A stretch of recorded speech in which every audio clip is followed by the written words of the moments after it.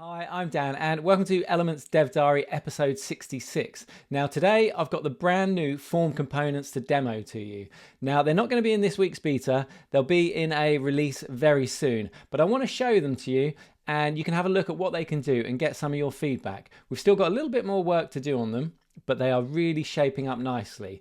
So let's dive into Elements and take a look at what they can do.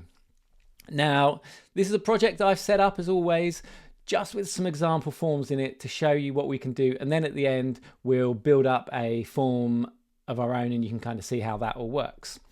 So this first one here, you can see it's styled really custom. It's very big and chunky and has these single underlines. So really, I've set these up to show you how configurable these are. So this is the top one here, looks very nice. Scroll down, we've got a bit more of a traditional form here. Now these are all, you can build these however you like and style them however you want. It's really good stuff. Let's scroll down. So I've got another one here for a newsletter. And one more here, this is a kind of a square design. And then something a bit more fun here. It's got kind of this yellow background, a bit more jazzy. And then here, this was just having a bit of fun with this, putting the forms into a grid just to show you can offset and you can really do whatever you want. Yeah, really powerful stuff. So down the side here, where we store all the components, you can see what's built into Elements. And these are everything that's built in at the moment. So the number of components is really growing. And you can see this new section here called Forms. And this has all the form elements we currently support. Let's just hop over to the browser just to have a look at this in situ and I'll click through it. So, you know, this is really nice. You can see I can just type in these, really good.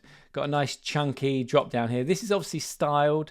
Yours could be a lot smaller and we'll have a look at that when we build it. Got this nice styled checkbox, rollovers with the button as well, really nice. And on this one, I've got these nice outline highlights here. So this is more of a standard form, you know. What sports do you enjoy? We'll tick them all. Yeah, you know, these are really nice. And again, a custom button there. Same here. This is could be hooked up to a newsletter. First name, email, subscribe. These are nice as well. Got these radio buttons. So this is different from the checkboxes here. These checkboxes are multiple. You can check as many as you want. Whereas radio buttons, you tend to just have one option there. So it will change between them. Really nice. This has got a nice, see the background color change when it gives focus. So you can style everything you want with these forms. It's really, really good stuff. You can see another little checkbox down there. And we've got these offset with some form labels to the side. You know, very standard. But let's hop back over to Elements and show you how this works in practice. So I'm going to close, let's close the browser window. And what I'm going to do, I'm going to duplicate this area here. And let's, we don't want the form. Let's move this to the top of the page so we've got something to work with. And let's have a look at our node browser there so we can see how this is set up. So really, we've got this form wrapper around the whole thing, and you can set this up however you want. I think what we might actually do, let's delete that completely, and we'll start with a blank area. And we can go from there. So if I'm building a form, one of the first things you need to do is drop in the form component. Now this acts as like a wrapper, a holding area for all your components. So the form knows that everything in here, you want to submit it. So I drop this in and you get 3 drop zone areas. Let me just move the node browser across so we can see what's going on here. And we'll make the window a bit bigger. So I've got a content area, then I've got the error content and the success content. Now these are for drop zones for where you drop in your error messages or your success messages. If I just come down to this older form here, or this older form that I set up, in the settings, you can preview the success content, and you can put whatever you want in here. So when the form's submitted and there was a success, you can just display this message. Well, you can display whatever you want. You can put a picture in there, images, video, whatever you want. It's just a drop zone, so really configurable, and you can put whatever you want. So that's what will be, you can see the settings here. That's what's shown on success, and I can just preview it in the browser, so in the editor, so that I can design it. And of course you can have a redirect as well. So if you want to, when the form is submitted successfully, it goes off to a different page. So that's why we've got this content area, and then we've got these two other areas. So let's, we'll hide the success and preview areas. Let me just put this into single group mode. So we'll hide those for now. And so we've got our form and our little content drop well, and we can start building out our form. Now I can just take an input, drop it in, and we could drop another one in. And now I've just got two form fields here. So really easy to set things up like this. But obviously these are bunched up together. So really you'd want to put a wrapper in here or a flex. So I'm going to go ahead and drop a container in here, and let's put that in our form content. And I'll take these two form fields and I'm going to drop them in my container. And the container has a nice feature that has gaps in it. So if you don't want to use a flex box, you've just got something simple like this. We can set a gap on it. So if I set the gap to 5, you see it'll naturally put some space between there. And so that's really great. So if I drop in another component, I've got a checkbox there. We need to give the checkbox a value. That's why it's not displaying anything, because we haven't got default values for that yet. But let's add an option here. Let's just say I confirm elements is great. So that's going to be our value. There is currently, again, the default text is set to white, so we'll probably want to style all this up. But you can see these are all getting spaced out nicely. So you can customize the form fields however you want. At the moment here, I've got, it just puts it in as a default text area. But you can set it to email. So let's change this to email. And the name of the field, this is what it would be sent through as. So we've got our email, and on this one, I'm going to put this, let's call this one first name. So that's the placeholder, but let's just call this first name. We'll put that together. So now we've got our email, first name, and we can reorganize these. So we've got first name up there, and we need a button to submit this form. So what we would do, we would look for the submit type, and we can drop this in here. And now we talked about this when we were building this and decided that rather than just offer a standard button for submit with options, you could have had a button and you can style it how you like. We thought we'd offer a drop zone, and then you can put whatever you want in there. So if you want an image as your submit object or anything else, you can put whatever you want in here. But we are going to just put a button in here for the sake of this demo. And we'll just call this submit.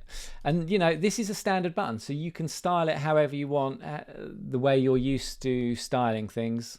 Yeah, you can do whatever you want with it. So the background, let's make that darker when we hover over it. So this is looking pretty good. So if we go over to the browser and have a look, we've got our first name, email address, and our submit form. Now it has validation on this. This is browser validation, so it knows that this should be an email address. So I need to do @ there we are. The form's not going to work because we've not set up the details on it, but you can see that it's working there and looking good. So it's as easy as this to build the form, and we can do a little bit more styling on here. Like, let's go to the sizing. And I want to make this form a little bit thinner because I want to do a nice border around it. So let's say this is going to be 600 px, and we're going to add some spacing. I want some padding on this, so I'm going to say 10 on either side, and then we're going to give it a background. So I'm going to give it a white background, and we can give it some borders. So let's make the radius extra large because I want the edges to be curved. So already this form is looking pretty good here, and we could give it a drop shadow. Let's do a large. So now we've got this nice form, and you know, we can continue adding to this. So let's add another input. So we've got the first name, email, and what we want here is we want a text area, and I want that to be a bit bigger because this is going to be my message. And we'll call this message as well. And of course you can put which ones of these are required, so you can't submit the form until the user has entered these in. Let's move this up here. My checkbox is there, and we want to change these checkbox settings because unchecked is currently set to white. We just need to set some more standard defaults. That's what I meant when I said we're still finishing this off a little bit. So there's some, you know, some of these edge cases we just need to tidy up before we ship this to you guys to use. So we'll make this gonna make that gray, and when it's checked, let's we'll make it a darker gray. You can have it the same color, but we're going to make it the same. The checkbox, we can set up some defaults for this. Again, let's go with gray when it's unchecked on the border, and the background can be white. Let's uncheck that. Unchecked, and gray. Let's have a look.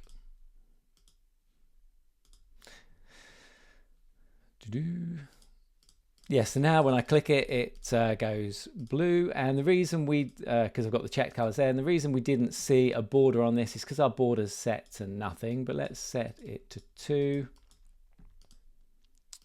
And now if we uncheck it, whoops,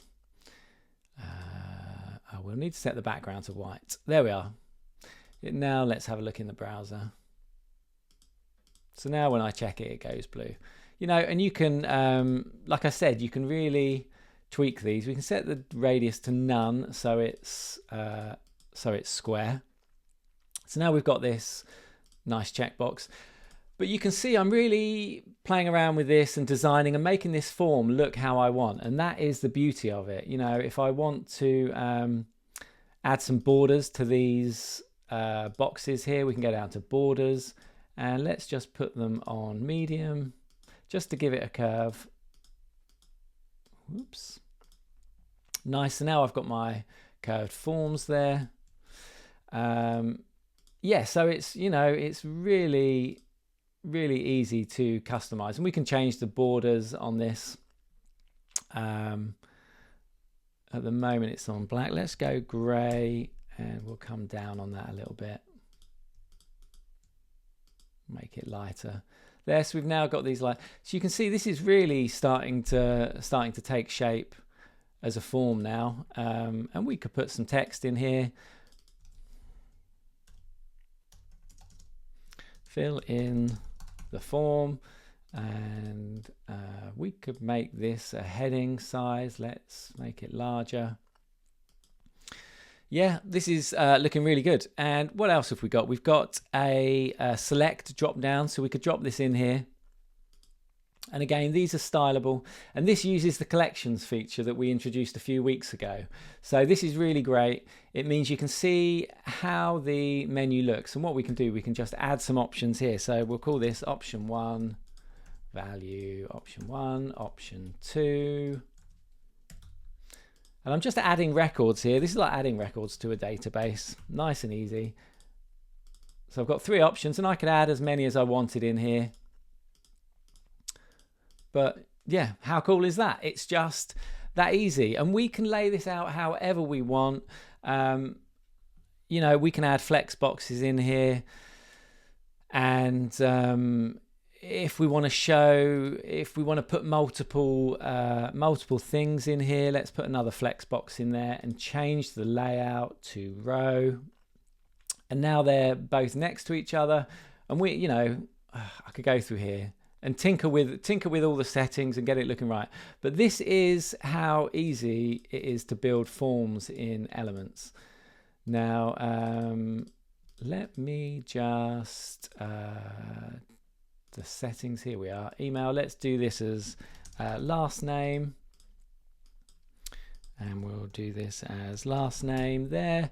And then, you know, I drop in another box, or actually, let's just duplicate this one. And we could put this one in as email. So now we've got first name, last name. Oh, I've done those wrong. There we are. As this is brand new, I'm learning this myself, you know, because that's, you build this software and then you learn how to use it. So it's just getting used to that. So the placeholder, email address, you can see that changing there. So now we've got first name, last name, email address, and I could tweak this design so it fills up there, but I'm not going to mess around with that now. But it's all how you would do it, the usual stuff. So yeah, it's as easy as that to build forms in Elements. Now, and you've seen all the different examples that I've built. So let's select this form. So we've got a few more settings I wanted to go over. There are the settings here, so you can set up for email. So you need your host name and username, password, etc. to put in here, so that when you upload this, it will send an email. So it knows, because you know it needs a method to send it. So this is pretty standard because this is a PHP based system. We also have a webhook system as well. And I'm not going to cover this now. I'm going to do a separate video on this because this is really cool and really powerful. And it's essentially, you can, rather than sending your form via email, you can send your form to a webhook. They're really magic. We've done a lot of work on this, and that's all done via PHP. Really, there's a lot you can do with that, but I'll go over that in a separate video. So yeah, got that to look forward to. We've also got spam protection. So we've got reCAPTCHA and the Cloudflare turnstile. Now, at the moment, we've gone for both of these solutions are hidden in the form. So they work, they don't show and allow people to check them. They're kind of like a hidden solution, and will only show if they think you're dodgy. So you won't have to fill in the stuff. We'd like your feedback on this as well. What do you use and why? Is this good enough for you? But you basically put in a secret key and a site key for whichever system you want, and it just works. It's magic. Really good. So, and then we've got the error settings. Like I said before, we get this little drop zone content that you can put your error message in. Now here, so what I've got, so this is outside of my box. So all I have to do, let's take these and we'll just put this in content. And I'm going to move my container up around the form, and then I'll drop the form into there. Oops. Oh, my mouse is being a bit weird. There we are. So now if I have an error message in here, and we can just build one quickly. So this would be the success or error message. You get one for each. And like I said before, you can just design whatever you want. Hang on, let me just fix the content, because that's all bunched together now because we lost our gap. Let's just set that back. So I'm going to go to the container. Let's set a background on the container. This is an error, so we probably want this to be red. So I'll set the background as red, and let's get some text in there. Error. Please check form. So that's a very simple message at the top there. You know, we could, I'm whizzing around here just changing some of these settings, but you get the idea. You can do whatever you want there for the error message. So let's go back to the form, and we'll just hide that. But yeah, you know, you can do whatever you want. And these settings here are for the input. You know, before we saw if I try and enter something that's not an email address and submit this. Oh, that's not working. Let's have a look. Let's show you on this one. So you get these red settings. Those are the settings here. I'm not sure why that is not working there. We'd have to have a look. Let's just check that. Okay. I'm probably doing something stupid there. Got a few edges to smooth over, but you can see how the whole solution is there. We're just doing a bit of polishing, and we've got to test it ourselves, obviously, make sure it's all working.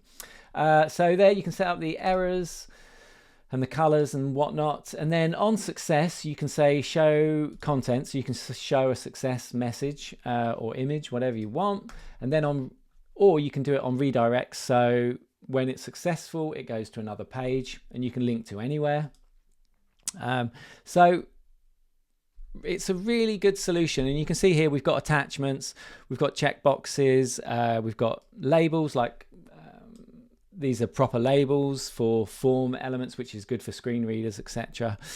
We've got radio buttons, and we've got the drop down select option and a submit button that you can obviously use whatever you like.